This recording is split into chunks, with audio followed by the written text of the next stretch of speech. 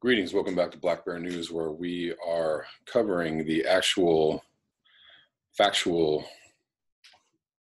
hopefully real state of the world as best we can.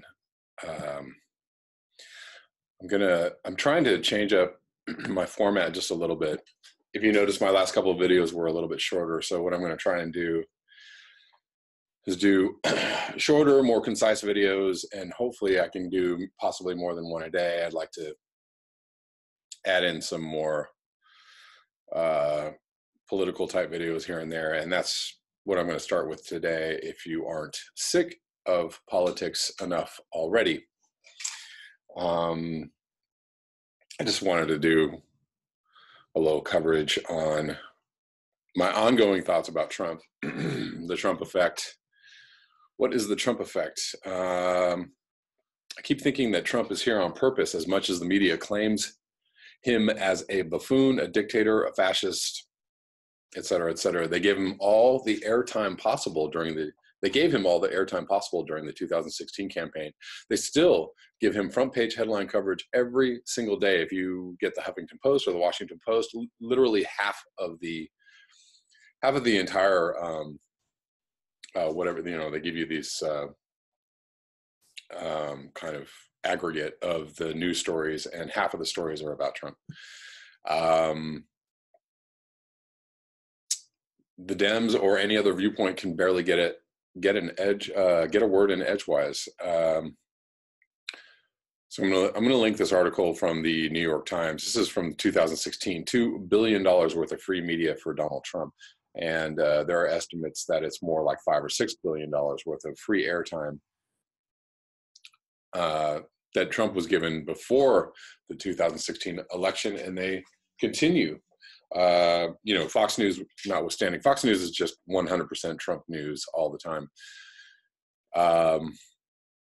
Trump may be the ultimate psyop, false flag, whatever you want to call it, and Trump's gathering of extreme right sentiments and conspiracy theorists and anti-establishment sentiment, he gives the mainstream media and social media a reason to censor anything under his umbrella of hate speech. And even if it isn't censored outright, it gives those voices strength because they can claim persecution by the mainstream media. They've taken on the cloak of martyr, even though they hold power in the government and in society at large, a la Trump's claims of being treated unfairly. This is why the Q movement is so large. It's whipping up pro-Trump sentiment outside of the mainstream media. And while that very same mainstream media lambasts his every move, they benefit on every level by his pro-corporate policies. And the social media military intelligence agencies gain power over regulating content through the consent of the left of silencing the voices they deem hateful. The apparatus is in place basically to silence anyone, anytime. We know this is happening. We see this happening. It's very simple to silence those speaking about climate change and those speaking up for radical social justice issues as well. I'm going to link this other article titled, "Is Facebook Silencing Black Activists with Racist Bots?" And also black activists are being targeted by the FBI, by their intelligence communities as well.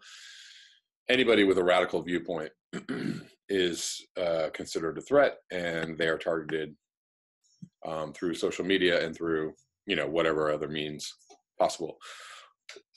What an amazing sleight of hand that is going on here. Trump's attacks on the media might actually be justified. They are constantly engaged in misinformation and have been since the uncovering of Operation Mockingbird in the 1970s. They have used the Russian meddling idea to cancel out the fact that Americans don't like what's going on, that Americans might actually like Bernie Sanders or Jill Stein or Trump. The idea that you're going to blame Russians for people's anti-establishment political views is as disingenuous and disrespectful as blaming black activism on Communist Party infiltration, but like back in the 50s, 30s, 40s, 50s, 60s. All the black activists were smeared with being communist sympathizers, right? That people who are unhappy with the current situation can't come to that conclusion all by themselves. It's clear that Trump is bad for our country and the planet in so many ways. His economic gains are coming at the cost of the environment. His economic gains aren't doing anything for the thousands of new homeless people hitting the streets every day across the country. Any help they are getting are coming from progressive policies enacted on a local level. Trump will continue his reign, as Nancy Pelosi stated just today that she doesn't have any big plans to oppose Trump. At the end of the day, Trump is good for the status quo, business as usual paradigm we're in, and those at the top and in the media like it this way, no matter how much they feign protests. And I'm going to finish up this video with a little something from Zero Hedge, if I can find this article. Where you be?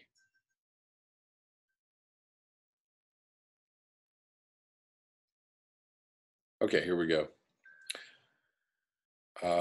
This is actually authored by Daisy Luther via the Organic Prepper blog. The people stopping election interference are the ones actually rigging the election. Last week, Mark Zuckerberg made the media rounds to give a rather shady explanation of why Facebook suddenly closed hundreds of incredibly popular pages. This is from October 15th, by the way, and what's being called the alternative media purge. Zuckerberg accused the closed pages, many of which had millions of fans, of spreading political spam.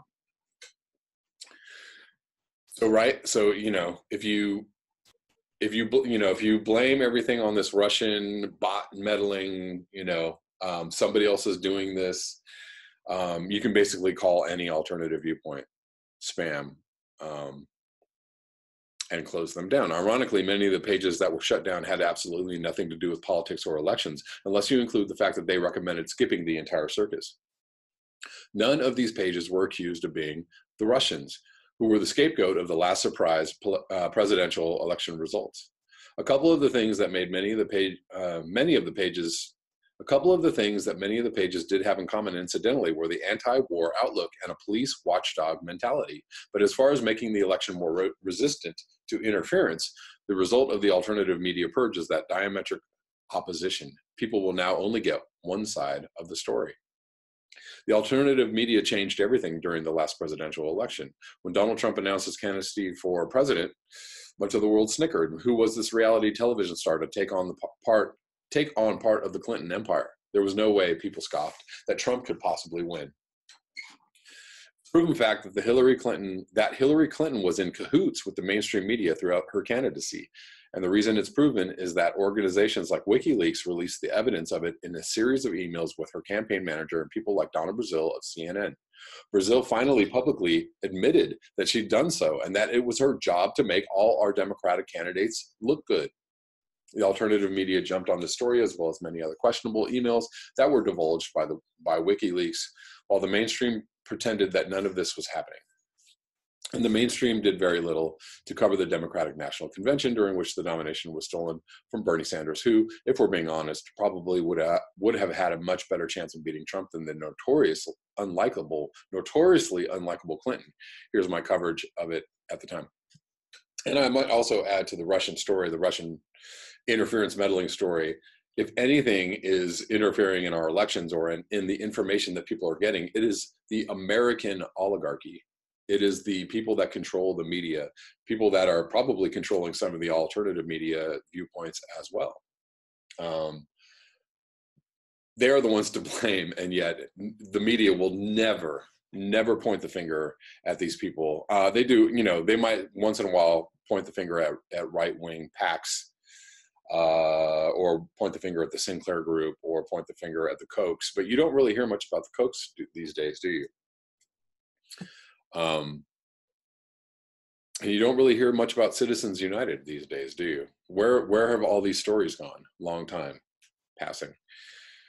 Now imagine there had been no alternative media during that election. If we hadn't had an alternative media telling other stories, enough stories that people were able to get a fuller picture of who both of these candidates really were, things might have turned out entirely different.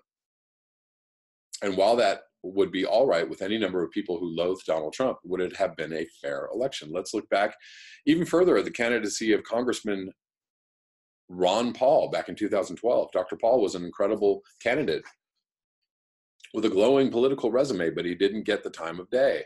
There was a media blackout on his candidacy, and finally, he was forced to withdraw from the race. Sound familiar? That was also Bernie Sanders. Got very little media time at all. What we are doing was important. There needed to be an option instead of letting the mainstream media present the only options and information to people. By the time the 2016 election rolled around, those disappointed in how Dr. Paul was treated were determined that it would not happen again, that a candidate with a background full of sordid scandals would not get through an election cycle unscathed, painted as a glowing Madonna who would save us all. So during the fierce battle between Clinton and Trump, both sides of the story were told and told loudly. Alternative journalists engaged the power of social media to connect with people who wanted to know more, and they did it to such a degree that everything changed. Clinton, originally the front runner, was suddenly in the fight of her life against a candidate that most people had considered a joke. And that's when everyone started blaming the Russians. In a shocking article, the Washington Post printed a long list of websites that they claimed were run by the Russians. Many of these sites were run by folks I know personally who are decidedly not Russians, but simply bloggers who wanted to share the truth as they identified it. Although investigation after investigation has been undertaken, there's still no proof that Russia tampered with the election, nor that they colluded with Donald Trump. Years later, the Washington Post sticks to their story with headlines like, "Without the Russians, Trump wouldn't have won." In the last piece, they admitted there isn't any official proof, and they cited BuzzFeed. BuzzFeed is also suing the Democratic Party for falsifying information and providing them false information. Anyways, that's all I'm going to read of this article. It's almost to the end. I'm going to link it below. And I also wanted to mention one other item, and that is in the WikiLeaks emails. It was proven that the Clinton campaign promoted Trump as a president because they thought he was easier to beat than any of the other candidates. That's how complicated and gross this entire thing is. Wrapping up last night's elections, of course, luckily, I guess the Democrats got a hold of got control of the House. I don't mean, I don't think it's good that they got control. I just mean that I don't know about the effectiveness of Democrats right now. The Democratic Party is completely ineffective and completely rolling over for Trump at every moment, every level. I just don't see any resistance whatsoever, except for from people like Bernie Sanders and Tulsi Gabbard and Nina Turner and to some extent Elizabeth Warren. I'm probably missing somebody else, but I just don't see it. Anyways, that's all I have for this video. I'm going to come back with another one today. Thank you so much for your eyes, your ears, and your conscience. If you would like to support this channel, you can do so at the links below. Until next time, peace.